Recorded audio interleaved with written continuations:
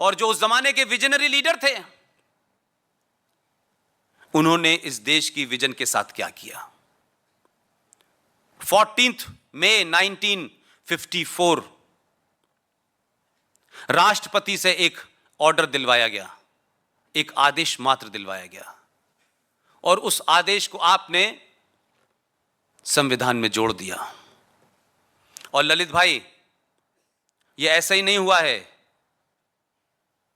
कि संविधान की कॉपी तो 26 जनवरी 1950 को आ गई थी, आपने 54 में यह षड्यंत्र किया, यहां भी ठीक है, लेकिन यह क्या वजह है कि भाई जब हम इसकी खोज कर रहे थे तो 1954 के बाद जो 5 कॉपियां हैं, एडिशन हैं, क्योंकि संविधान की कॉपी ऑफिशियली हर बार जारी होती है, सरकार बताती है कि हमने इस बार इसमें क्या रद्दोबदल किया है। 5 कॉपियों से आर्टिकल 35 ही गायब है। लोगों को पता ना चले इसका भी इंतजाम आपने किया, और इसके लिए पूरी पॉलिटिकल क्लास जिम्मेदार है और पूरी लीगल फ्रेटर्निटी जिम्मेदार है। आम आदमी को कॉन्स्टिट्यूशन के बारे में ज्यादा पता नहीं होता, लीगल मामलात के बारे में पता नहीं होता, किसी वकील को पता नहीं, किसी जज को पता नहीं। और अगर जज साहब को पता था तो यह सवाल क्यों नहीं उठाया कि क्या भारत के संविधान में, कौन सा भारत की पार्लियामेंट इस बात के लिए पावर देती है कि भारत के संविधान में एक राष्ट्रपति आदेश दे कोई, और उस आदेश के बारे में 6 महीने 7 महीने उसकी कोई लिमिट हो, उस पर कभी बहस हुई हो, वो भारत के संविधान में इंसर्ट और धारा बन जाए। ऐसा होता है, लेकिन होने दिया। यह बात अलग है कि उस वक्त के विजनरी प्राइम मिनिस्टर के बड़े अच्छे दोस्त थे कश्मीर में, और इतने अच्छे दोस्त थे कि उनकी नाजायज और जायज सारी मांगे मानी आपने। वो भी थे, उन्होंने कहा साहब पूरे हिंदुस्तान में 5 साल की असेंबली होगी, मैं तो नहीं चाहता, मेरी असेंबली 6 साल की होनी चाहिए, आप ले लीजिए। कि मैं चीफ मिनिस्टर नहीं कहलाऊंगा, मैं प्राइम मिनिस्टर कहलाऊंगा, आप ये भी ले लीजिए। लेकिन धारा 35 है, जिसे मैं धारा नहीं कहना चाहता, यह फ्रॉड राष्ट्रपति का आदेश जम्मू कश्मीर में आतंकवाद की सबसे बड़ी धारा है। इसके कारण जम्मू कश्मीर में आतंकवाद पल रहा है, उसको मजबूती मिल रही है।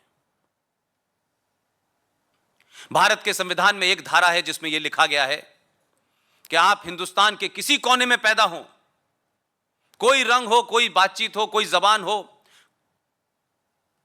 आप किसी भी जगह जाकर के बस सकते हैं, कारोबार कर सकते हैं। यह भारत की संविधान की एक धारा कहती है, जिसके कारण हजारों लोग आपके मुंबई में हैं। क्या आपने कभी उनसे पूछा कि अपनी नागरिकता बताओ? लेकिन जम्मू कश्मीर की सरकार को यह धारा इस बात की ताकत देती है कि जम्मू कश्मीर की सरकार यह तय करेगी कि आपको जम्मू कश्मीर की नागरिकता दी जाए या न दी जाए। और आप नागरिक नहीं हैं तो आप जम्मू कश्मीर में न जमीन खरीद सकते हैं, न कारोबार कर सकते हैं, न राज्य की किसी स्कीम का फायदा ले सकते हैं, न विधानसभा का चुनाव लड़ सकते हैं, न वोट दे सकते हैं। तो यह आजाद भारत के अंदर, सेकुलर भारत के अंदर, यह 2 नेशन थ्योरी वाला स्टेट किसने पनपाया? कौन लोग थे भाई कि जिस 2 नेशन थ्योरी की बात पे आपने पाकिस्तान बनने दिया और कहा कि नहीं, हम नहीं मानेंगे? आपने इस देश के संविधान में ला करके कश्मीर को इस्लामिक स्टेट बना दिया। और वो लोग जो सुबह से शाम टेलीविजन पे आते हैं, मक्कार और मुनाफकत की पराकाष्ठा देखिए क्या कहते हैं, कश्मीरियत, जमहूरियत, इंसानियत। ये तीनों नारे जो हैं दुनिया के सबसे बड़े फ्रॉड हैं। ये बात अलग है कि हमारे यहां राजनीतिक दल दिल्ली में बैठे हुए कुछ दूसरी दुनिया में रहते हैं, उनको लगता है कि जैसे सब कुछ ठीक चल रहा है, सब कुछ हरा भरा है, लुटियन जोन में पूरी दुनिया में ऐसा है। और इसी गलतफहमी के चलते हम कई बार वो हरकतें कर बैठते हैं जिसका हमें अंदाजा नहीं होता, क्योंकि आपको या तो रात स्टेटमेंट बनना होता है, दुनिया का वर्ल्ड लीडर बनना होता है। तो हमारे ही देश में लोग वर्ल्ड लीडर जब बनते हैं जब अपने लोगों की इच्छाओं के विरुद्ध चले जाते हैं। पूरी दुनिया में ऐसा कहीं नहीं होता, क्योंकि यह सबसे आसान है हमारे यहां। तो एक जुमला निकाला गया कि कश्मीर के लोगों को इस दायरे में सब कुछ दिया जा सकता है, पहले तो सब कुछ दे चुके थे, अब देना क्या था? आप उनका जहन देखिए कि आखिर इस धारा को लाने की जरूरत क्या पड़ी थी 1954 में।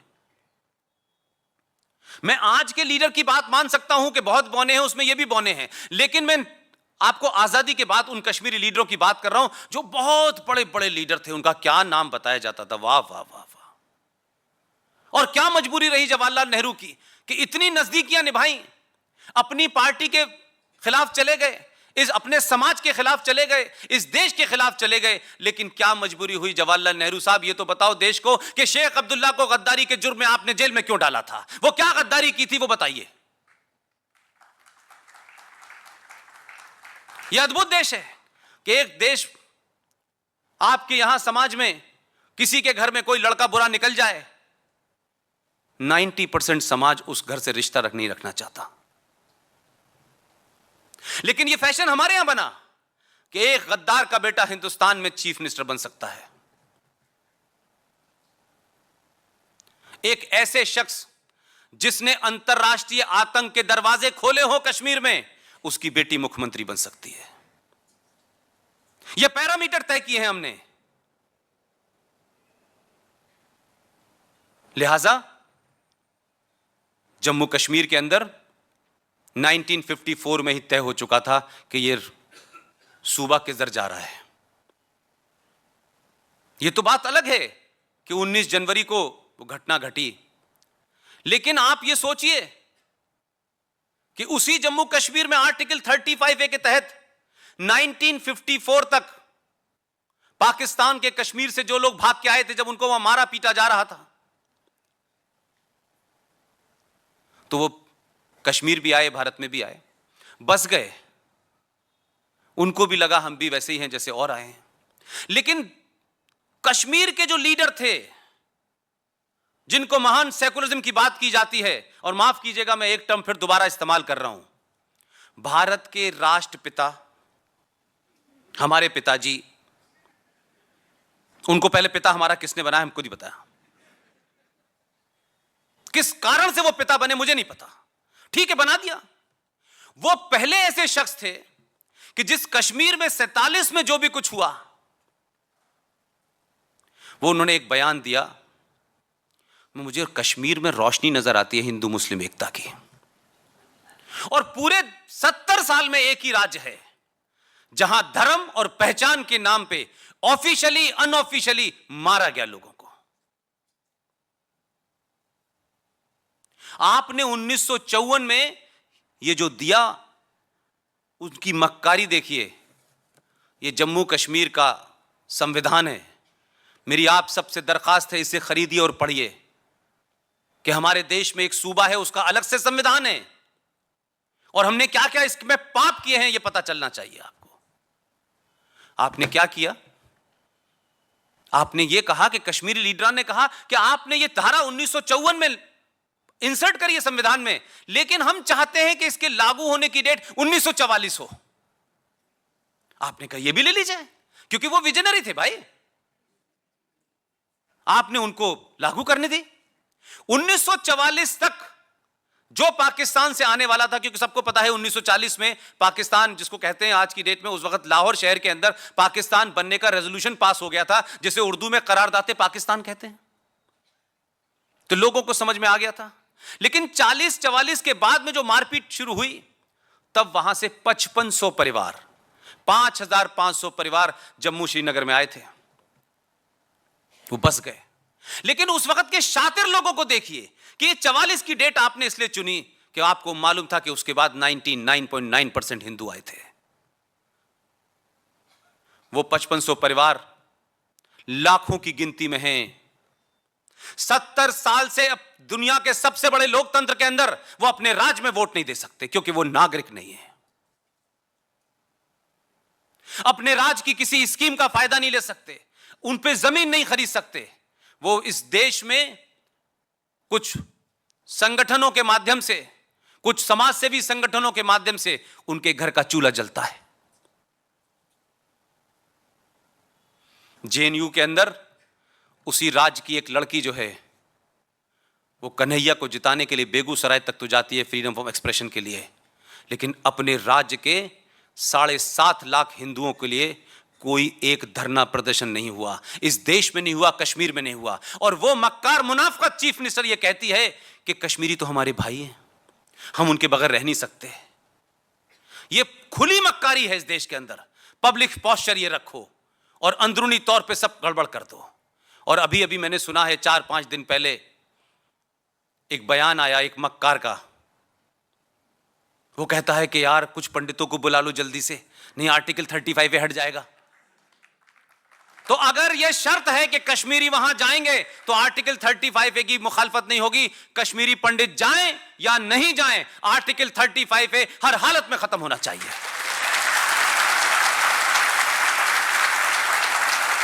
ये कश्मीरी पंडित कोई चारा नहीं है कि आप इनको जब दिल चाहे जब इनका कत्ल कर दें और आपको लगने लगे कि अब आपका कत्ल होने वाला है तो कश्मीरी पंडितों को आगे करके फिर खड़ा कर दें। यह नहीं होने वाला इस मुल्क में।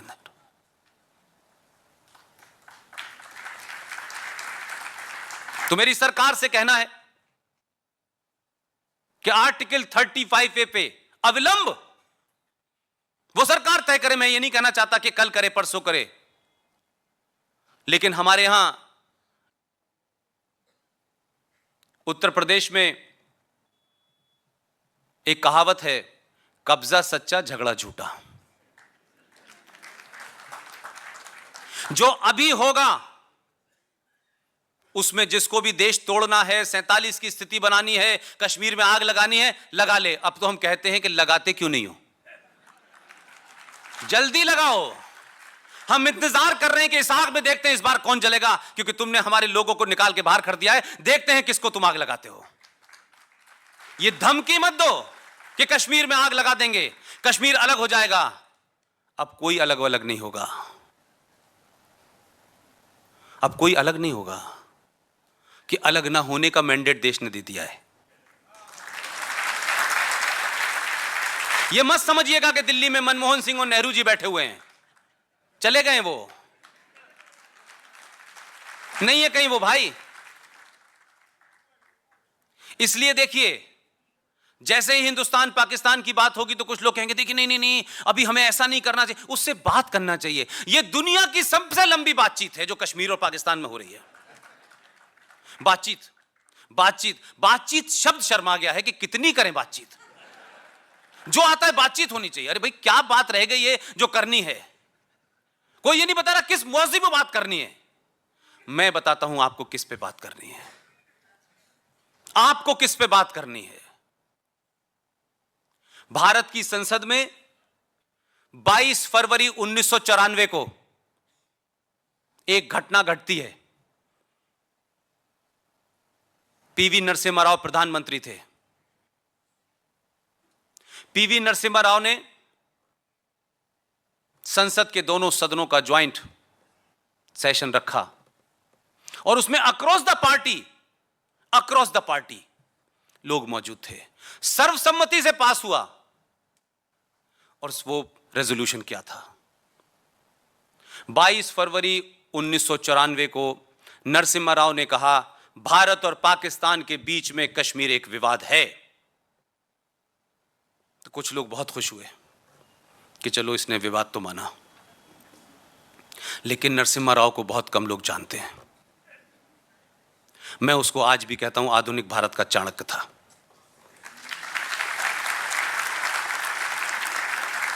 और रेजोल्यूशन पास क्या हुआ? उन्होंने कहा भारत पाकिस्तान के बीच कश्मीर एक मुद्दा है और सिर्फ इस मुद्दे के अलावा कोई और मुद्दा नहीं है। और मुद्दा सिर्फ यह है कि जो पाकिस्तान ने कश्मीर का हिस्सा कब्जा रखा है उसको वापस कहने लेना है, उसके अलावा कोई मुद्दा नहीं है।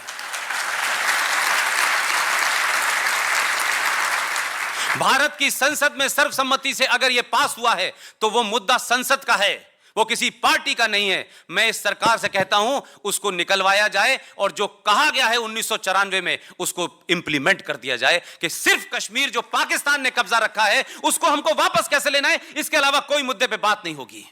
तो यह बातचीत का सिलसिला समाप्त हो जाएगा। जिनको बातचीत का बहुत शौक है वो बातचीत नहीं करेंगे, वो मौन व्रत में चले जाएंगे। आप सही मुद्दों को उठाएं, सही जगह स्ट्राइक करें, क्योंकि आप उठाते नहीं हैं, वो बताते नहीं हैं। इसीलिए पूरी दुनिया में चल रहा है Islam is a religion of peace. वो कहते हैं पीस, हम भी कहते हैं पीस। उनकी स्पेलिंग अलग है, हमारी भी स्पेलिंग अलग है।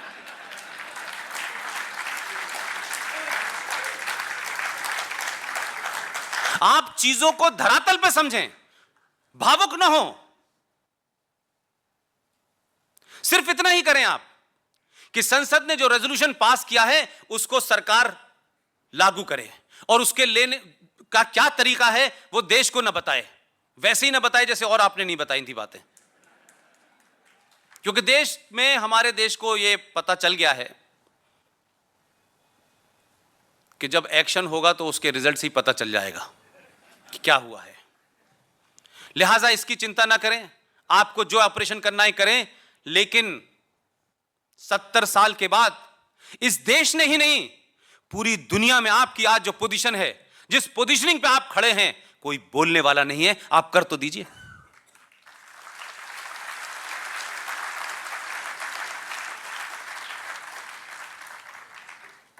लिहाजा आपने बताया तो नहीं था कि आप डोजियर भेजेंगे, आपने नहीं बताया था।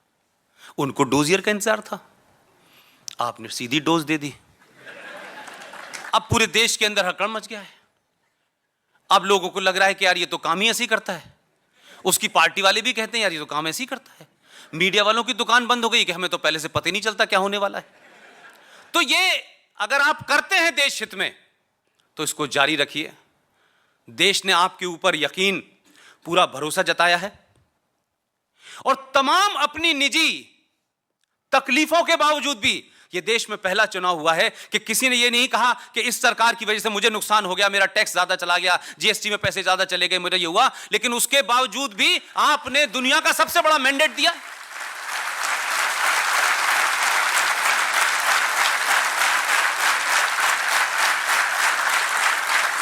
आसाम में बैठा हुआ आदमी, कन्याकुमारी में बैठा हुआ आदमी, जिसको शायद मोदी की जबान भी समझ नहीं आती है, लेकिन वो ये कहता है, ये जो कह रहा है ना कुछ अच्छी बात कह रहा है।